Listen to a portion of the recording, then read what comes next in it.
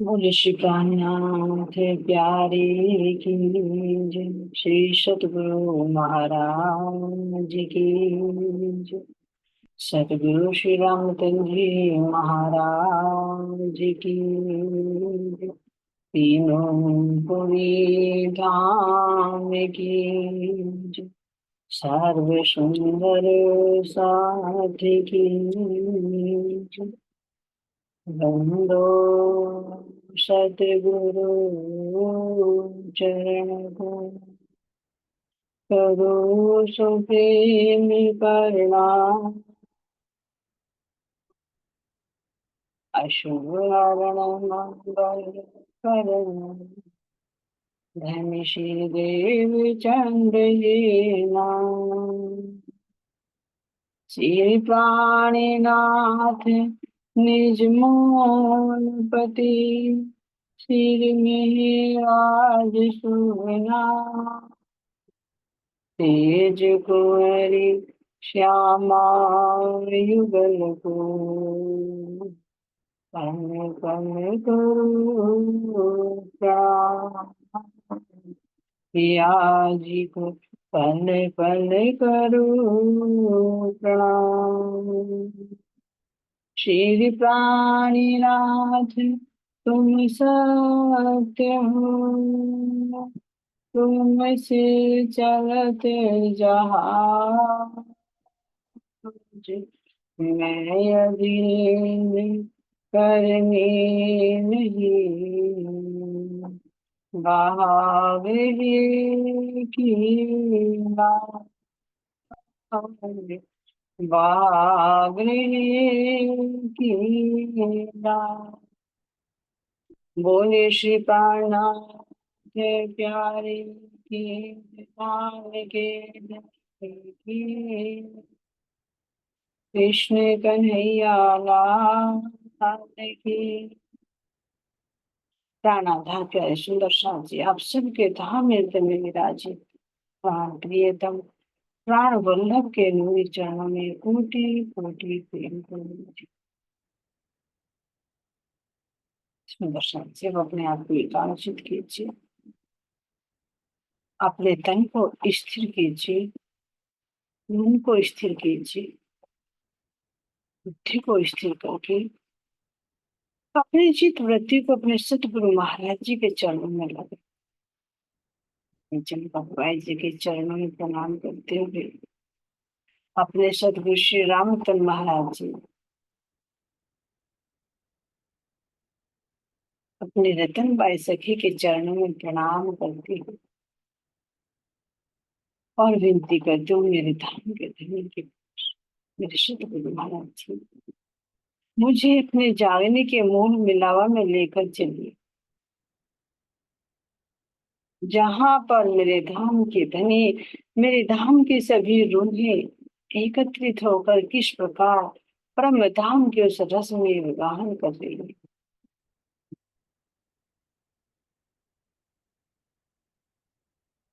अपने सतगुरु की कृपा से उनके संग संग हम सब रूहें श्री पन्ना जी धाम चलते हैं और जाते ही यहाँ की सुंदर चौखट को मैं प्रणाम करती हूँ। यहाँ की इस दिव्य धरा को मैं प्रणाम करती हूँ, क्योंकि यहाँ पर मेरे प्राणों के नाथ, मेरे प्राणों के प्रियतम के चरण कमल पड़े हैं।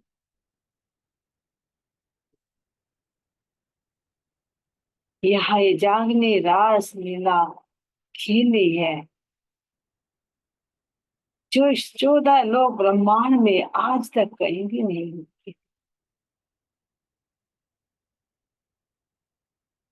श्री बंगला जी दरबार, जहाँ पर मेरे प्राणनाथ जी अपने मुखार बिंद से परम धाम की वो मीठी मीठी बातें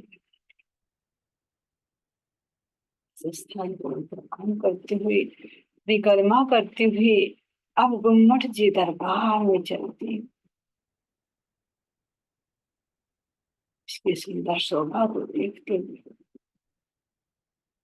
इस चौखट को प्रणाम करते हुए इस पर लहराते हुए इस ध्वजा को जो मेरे धाम धनी का पंजा, पांचों शक्तियों का प्रतीक है, जिसको देख कर मेरा हृदय गद गद हो।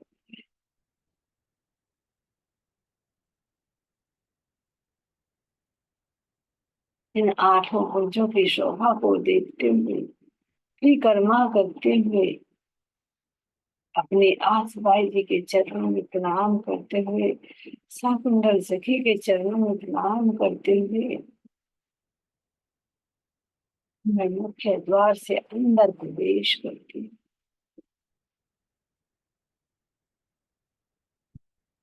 इस सुंदर चौखट को उलंघ कर, जिस चौखट को वे खाक को देवी देवता भी चूमते हैं। क्यों? क्योंकि मेरे साक्षात पूर्ण ब्रह्म परमात्मा का ये नूरी दरबार है। विचार कीजिए, जहाँ मेरे धाम के धनी की बैठक हो, तो वो द्वार भी कितना मूल्यवान है, अनमोल है। जहाँ मेरे धनी की बैठक, ये तो मेरे प्राणों के प्रियतम मेरे प्राणनाथ, जिन्हें हम लोगों के लिए, हमारे इन जीवों के लिए, यहाँ तक कि इन देवी देवताओं के लिए भी एक ये परम धाम एक ऐसा मूल मिलावा खड़ा कर दिया कि जो परम धाम को नहीं जानता, कम से कम वो यहाँ पर उसकी अनुभूति तो कर सके।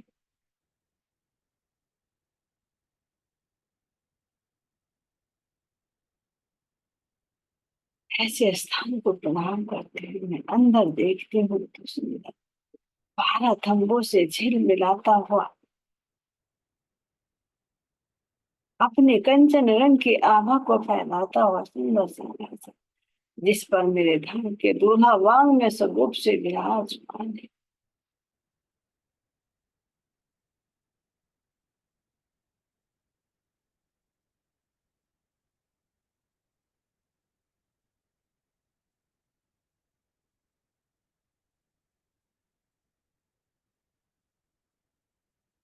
उनको चरणों में प्रणाम करते हुए तलहटी में देखती हूँ, तो मेरे प्राण के कैसे इंद्रावती जी के हृदय को धाम बनाकर और उनकी इस नश्वर देह को भी नूरी स्वरूप प्रदान करके कैसे चंदन के झूले पर सुबह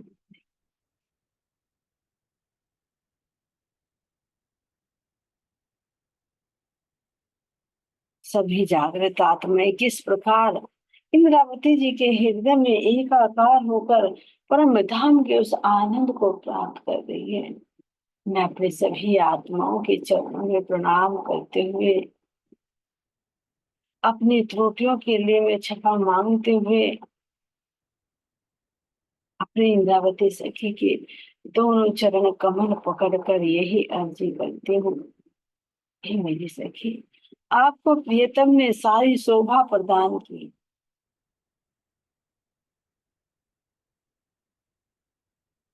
नाम रूप शोभा श्रृंगार सब भेद तुम्हारे। आपके जिम्मे सब आत्माओं को जागृत करके धनी से मिलन कराना। मैं आपके नूरी चरण कमलों को पकड़कर यही अर्जी करती हूँ कि मुझ आत्मा को भी आप जागृत कर दीजिए, मेरे ऊपर पड़े हुए इस परामोशी के आवरण को हटा दीजिए, अपने अंदर को अंगीकार कर दीजिए।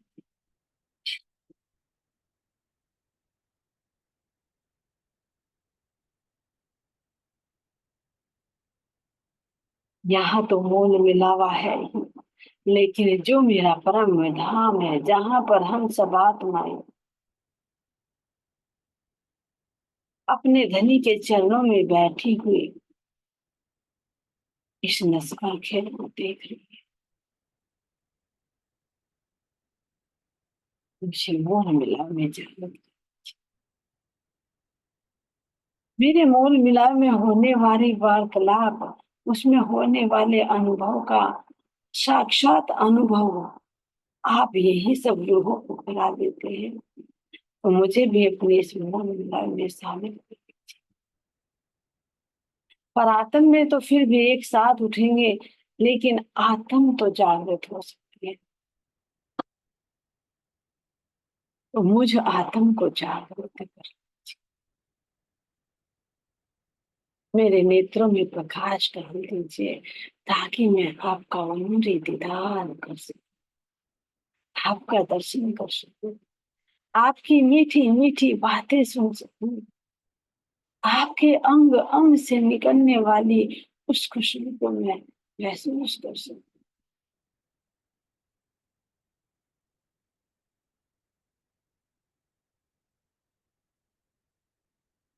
आपके हृदय के में प्रेम रस का रसपान कर सकूं।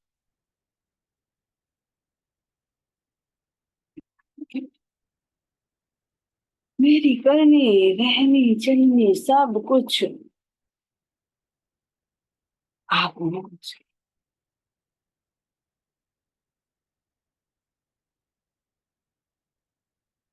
मेरे प्राण के दुल्हन, मेरे प्राणों के प्रियतम, मैं अपने उस मूल मिलावे की सुंदर शोभा को देख सकूं, जहां पर हम सब रूहे कैसे एकाकार होकर गलबैया डालकर चारों तरफ से आपको घेर कर बैठी हूँ।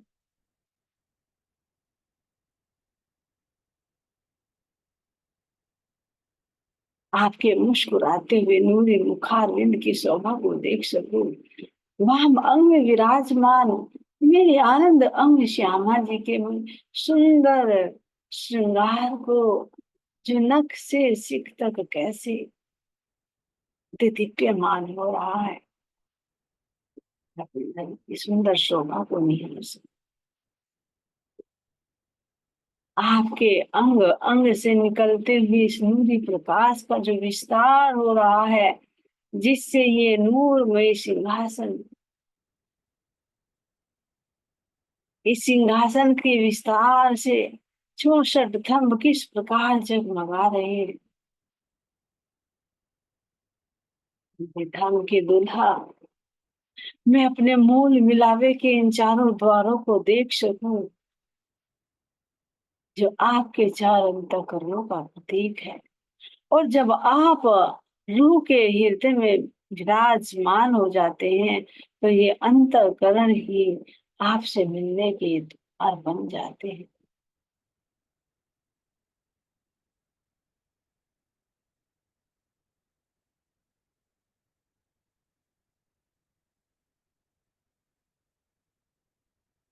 आपसे मिलने का, आपसे आनंद लेने के चार ही माध्यम है। सर्वप्रथम सेवा,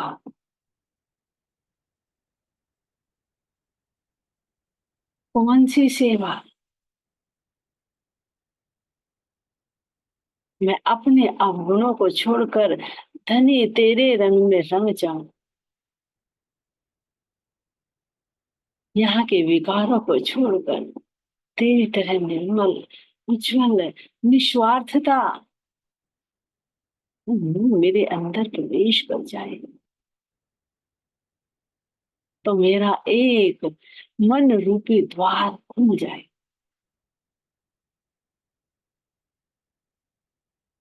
जो पांच का, जो हरे रंग का, और जब ये श्रृंगार, जब ये शोभा मेरे हृदय में आ जाएगी, तो क्यों नहीं,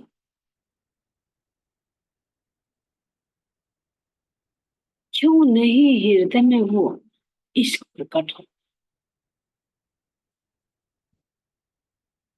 क्योंकि सेवा के संग संग में इश्क मौजूद है।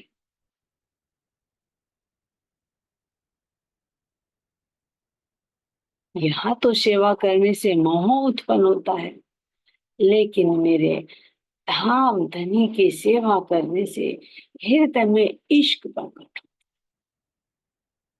धनी की नख से सिख तक में सुंदर श्रृंगार को देखो, तो देखते देखते करते करते रूह का श्वेत श्रृंगार हो जाता है। दूसरी सखियों को सजाते सजाते खुद का श्रृंगार हो जाता है, और हृदय में वो धनी का प्रेम, यही पूर्व तरफ का द्वार नजर आता है।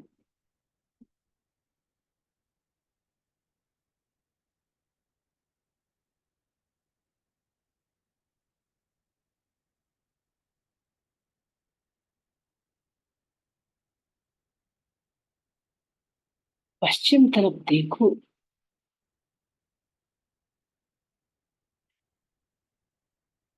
जो पश्चिम का द्वार वो चित्त रूपी द्वार है। जिस चित्त के अंदर सेवा से केवल केवल इश्क ही इश्क गंजान गंज भर जाता है, और जब वो भर जाता है तो क्यों नहीं, वो श्रृंगार हो गया, वो सेवा हो गई। तो इसलिए पश्चिम का द्वार सुंदर नहीं होने, जिस द्वार से जब प्रवेश कर जाए रूह, तो ये मंदिर भी, ये मेहराब भी, ये द्वार भी, ये सीढ़ियां भी, ये गलीचा भी, सब कुछ नीला ही नीला इश्क से सरोकार में जाता है। इस द्वार में प्रवेश करने पर रूह के अंग अंग में वो इश्क हिलोरे लेने लगता है।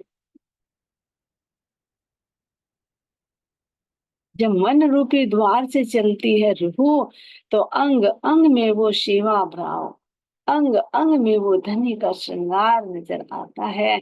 और पश्चिम द्वार से जब प्रवेश करती है, तो हृदय में वो इश्क लहरे।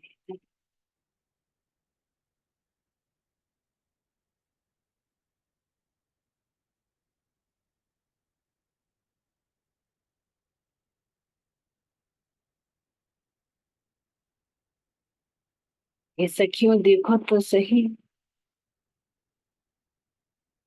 उत्तर तरफ के द्वार को जो बुद्धि का प्रतीक है, जो पीला रंग कैसे एक दिली को लिए हुए है।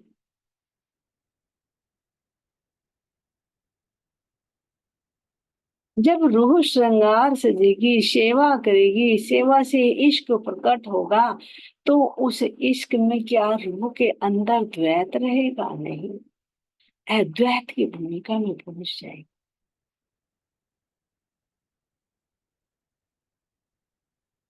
यहाँ की बुद्धि की अज्ञानता हटकर वो धनी के ही इल्म में गोते लगाएगी, और इल्म में गोते लगाकर वो ये अरस परस इस प्रकार हो जाएगी, जैसे दूध में जल मिलाने पर जल अपना अस्तित्व खो जाता है, और वो दूध में हो जाता है। जब रूह यहाँ की मैं को मारकर धनी पर पूर्ण रूप से समर्पित हो जाती है, तो वही बुद्धि रूपी द्वार खुल जाता है। जीव की बुद्धि निष्क्रिय हो जाती है, और धनी के हुक्म से आत्मा की बुद्धि क्रियान्वित हो जाती है, तो वो अंदर प्रवेश करती है।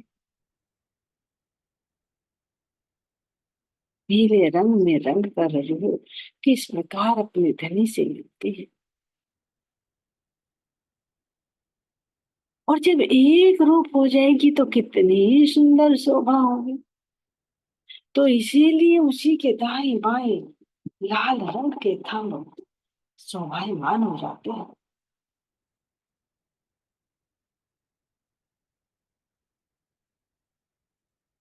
और दक्षिण दिशा में चित्त रूपी द्वार को देखो,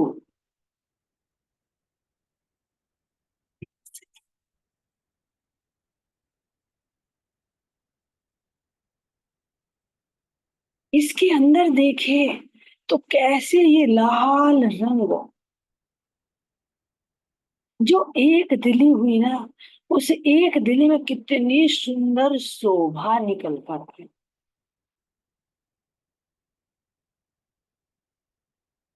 दिल्ली के अंदर, अद्वैत के अंदर ही शोभा होती।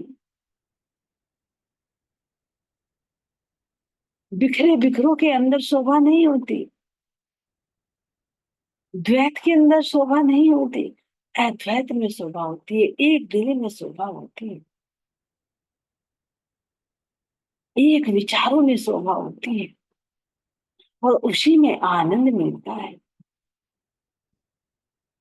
ये लाल रंग जो आनंद का प्रतीक है, तो ये एक दिल से आता है। द्वैत में मन मुटाव रहता है, मनोविकार होते हैं, लेकिन जहां पर अद्वैत होता है, एकत्व होता है, एक दिली होती है, वहां पर ये आनंद, ये सुंदरता स्वतः मौजूद है। इस संबंध रूपी द्वार में देखिए, इससे रूह जब प्रवेश करती है, तो किस प्रकार धनी से एकाकार होकर उस आनंद में डूब कर अंदर प्रवेश करती।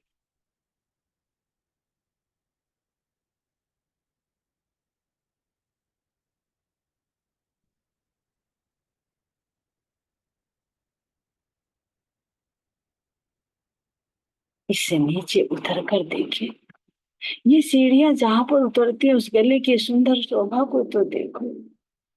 जब हम रूहें अपने धनी के संग संग हाथ में हाथ डालकर जब चलती है, और अपने कोमल कोमल चरणों को इन सीढ़ियों पर जब बहुत हल्के से रखते हैं, तो कितनी कोमलता का एहसास होता है।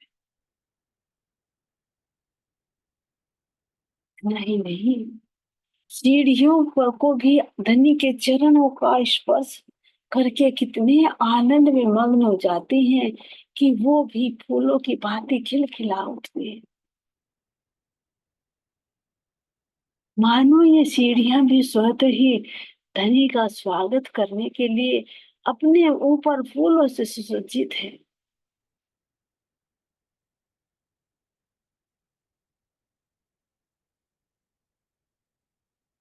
कोमल कोमल चरणों की सुगंधि को देखो, धनी के चरणों की कोमलताई को देखो।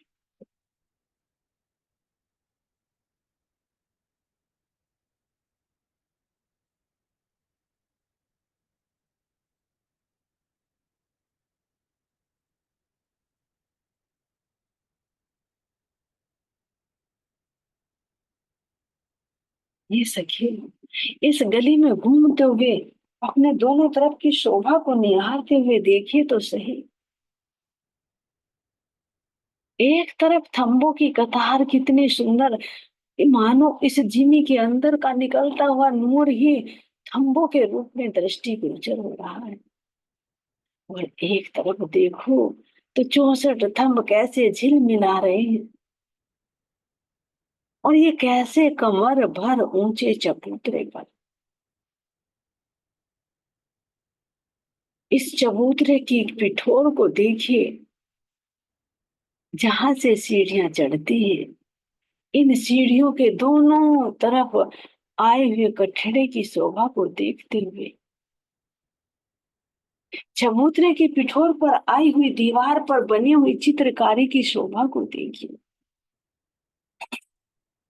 इन पर बने हुए पशु पक्षी, मोर पपीहा, घोड़ा, चीता, शेर, इन सबको देखिए, ये कैसे हम रूह के लिए बिल्कुल तैयार कर रहे हैं, कि तुमको हमारे साथ में क्रीड़ा करनी है तो हम तैयार हैं।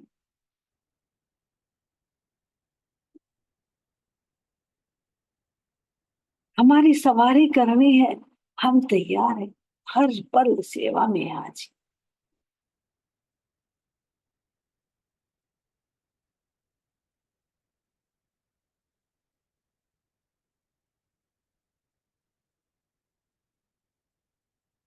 इन थंबों की सुंदर शोभा को देखते हुए देखिए, ये थंब कैसे पारदर्शी, और एक एक थंब के अंदर से वो इतना नूर दसों दिशाओं में निकल रहा है। जैसे कई उदाहरण देकर, क्योंकि परम धाम के इस नूर का तो यहाँ के शब्दों में वर्णन नहीं किया जा सकता, लेकिन फिर भी महाराज जी कह रही है, अरस बका वर्णन किया ले मशाला इत्तेका। जैसे बड़ी बड़ी ट्यूब लाइटें यहाँ पर खड़ी कर दी गई हो, इस ट्यूब लाइट का प्रकाश तो फिर भी कुछ नहीं है, इसके अंदर तो नहीं देख पाएंगे। लेकिन मेरे जो ये थंब हैं, ये किस तरह से मार्बल की भांति पारदर्शी, और इनके अंदर भांति भांति के पुष्प नजर आ रहे हैं। इतना ही नहीं, इन थंबों के अंदर झिल मिलाते हुए इस रस को देखिए, जो रस अंदर ही अंदर, उस रस के अंदर जल के जीव की दृष्टि गोचर हो रही है। तैरती हुई आनंद में डूबती हुई मछली नजर आएगी, सर्प नजर आएंगे, मगरमच्छ नजर आएंगे। इन थंबों के अंदर क्या नहीं है।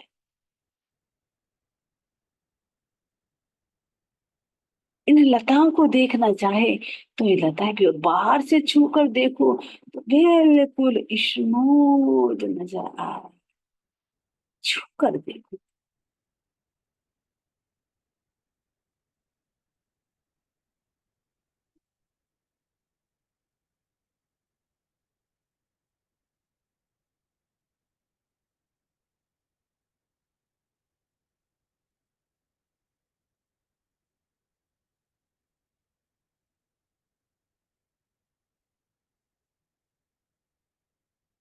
इन थंबों की शोभा को देखते हुए, इनके अंदर से निकलते हुए नूर जब दसों दिशाओं में फैल रहा है, तो ये देखिए दाएं बाएं की दोनों तरफ की गली किस प्रकार इसी नूर से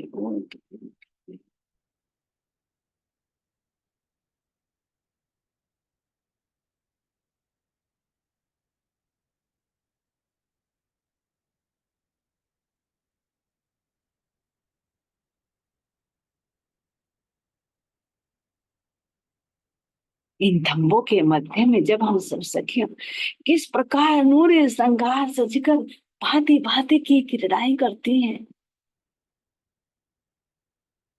जब प्राण प्रियतम आगे आगे श्यामा जी उनको पकड़ने के लिए दौड़ती है, तो उनके अंगों से निकलते हुए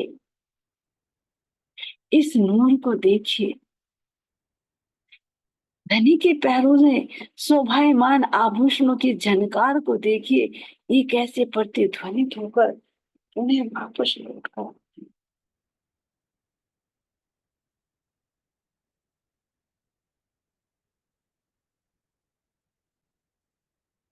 इन थंबों पर बनी हुई जवेरों की पुतलियों को देखिए, ये भी किस प्रकार हमारे साथ में क्रीड़ा करने में लीन हो जाती है।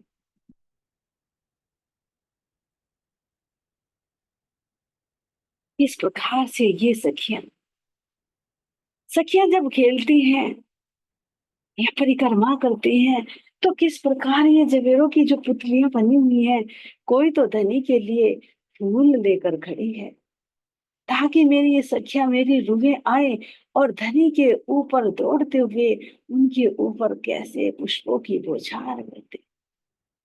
कोई सखी तैयार हार बिल्कुल फूलों से सुसज्जित हार लिए खड़ी है कि मेरे धाम के दूल्हा जब यहाँ आए तो मैं स्वयं उनके गले में ये वर माला डाल दूं।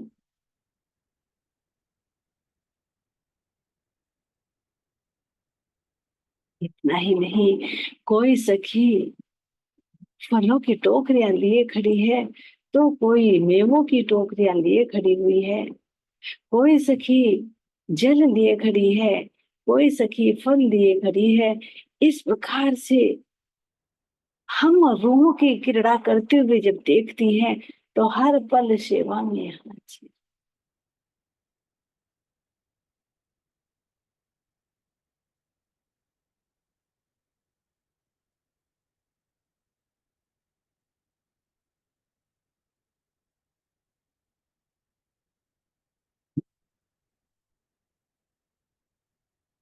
ये तो सौभाग्य योगी है।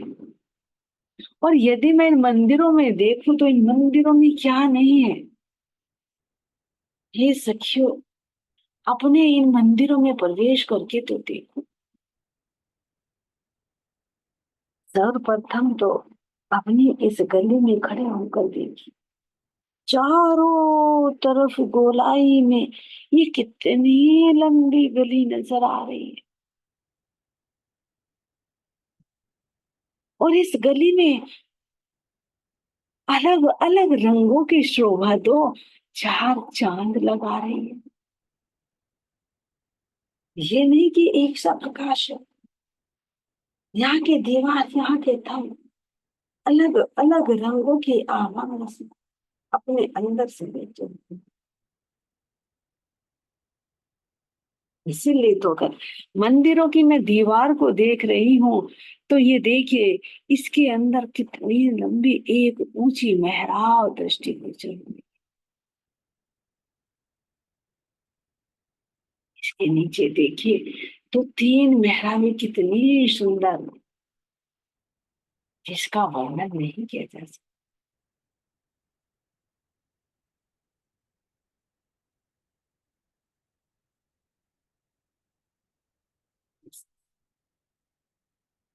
इनकी सुंदर शोभा को देखिए।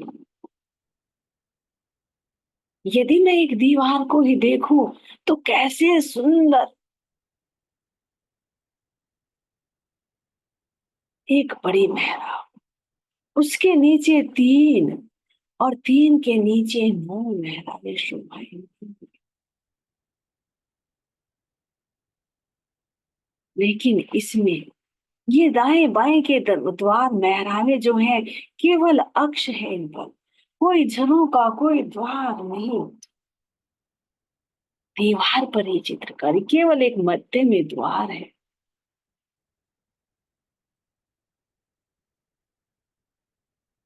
जिस द्वार से हम अंदर मंदिर में प्रवेश कर जाते।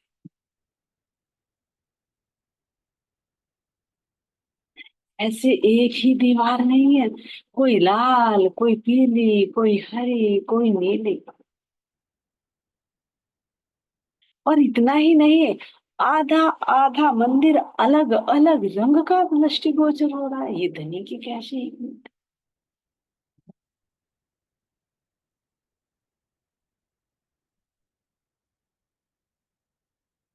मैं यदि अपने चारों द्वारों को देखूं, तो द्वार तो फिर भी एक रंग के हैं, क्योंकि एक रंग की मेहराब आई है। तो इनको भी अगर मैं देखना चाहूं, तो ये द्वार की भांति नजर आते हैं। और यदि देखना चाहूं, तो ये मंदिर की भांति नजर आते हैं। इन द्वारों की शोभा को देखिए सखिए। ये द्वार कितने सुंदर लग रहे हैं। ये एक मंदिर का लंबा चौड़ा,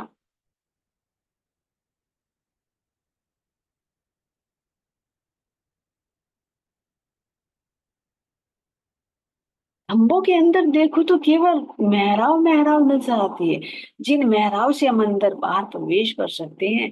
यदि मैं मंदिरों के सामने देखूं, तो ये द्वार भी मंदिर की शोभा लिए हुए हैं। इन पर भी सुंदर तोरण बंधे हुए हैं, सुंदर मेहराब आई हुई है, सुंदर बड़ा दरवाजा आया हुआ है,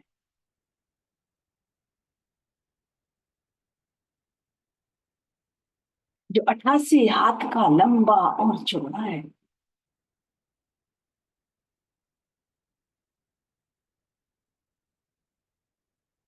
जिसमें छह छह हाथ की जगह दाएं बाएं बचती है, और 12 हाथ के ऊपर मेहराब आती है, और बाकी में सुंदर द्वारों के दो पल्ले, जिनको देखो तो ये दोनों एक रंग के हैं। पूर्व तरफ के मंदिर को देखो, द्वार को देखो, तो हरे रंग का नजर आता है। पश्चिम का देखो तो नीले रंग का, उत्तर का देखो तो पीले रंग का, और दक्षिण का देखो तो लाल रंग का सुंदर द्वार कितना सुंदर लगता है। और इतना ही नहीं, जो दाएं बाएं दीवार आई है, इन पर जो पुष्प लगे हुए हैं, चित्रकारी है, ये चेतन पुष्प है, ये अपनी सुगंधि फैला रहे हैं। इन पर मंडराते हुए भंवरे किस प्रकार गुण गुंजायमान हो रहे हैं, धनी का गुणगान कर रहे हैं। इनकी यदि शोभा को देखूं तो देखती ही रह जाऊं, क्योंकि ये चित्रकारी भी चेतन है। मैं जिस प्रकार का धनी के लिए पुष्प लेना चाहूं तो तुरंत यहाँ पर मुझे हाजिर मिलता। इस प्रकार मैं चारों द्वारों की शोभा को देखकर, मैं यदि मंदिरों की शोभा को देखूं, मंदिरों के द्वार को देखूं, तो मैं अंदर प्रवेश करती हूँ। तो इस द्वार से प्रवेश कर, जिस द्वार के चारों तरफ सुंदर कांगरी की शोभा आएंगी।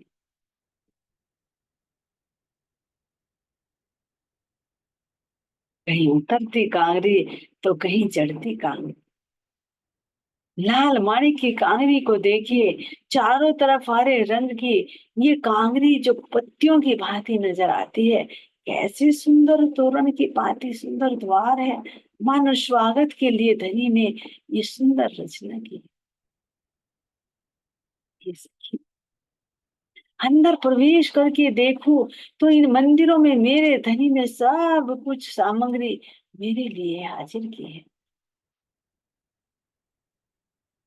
इनकी मैं सुंदर शोभा को देखो तो इन मंदिरों के अंदर मेरे बैठने की, विश्राम करने की, गायन की, नृत्य की, आरोगने की, श्रृंगार सजने की समस्त सामग्री मौजूद। क्योंकि ये मंदिर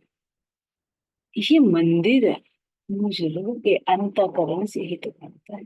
तो अंतःकरणों में क्या नहीं है, समस्त सामग्री मौजूद है।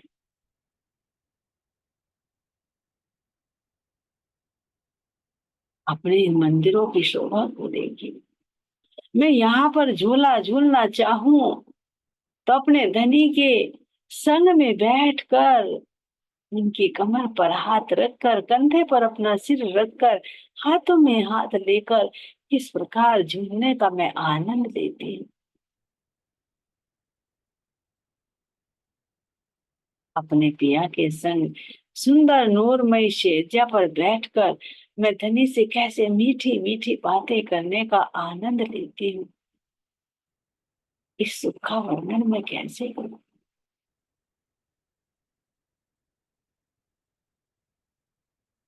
मेरे इस मंदिर में अगर मैं झीलने का भी आनंद लेना चाहूं तो सुंदर तालाब भी मेरे धाम धनी ने यहाँ पर व्यवस्था की है। जहां मैं जैसा चाहती हूँ यहाँ पर समस्त सुविधा मुझे नजर आती है।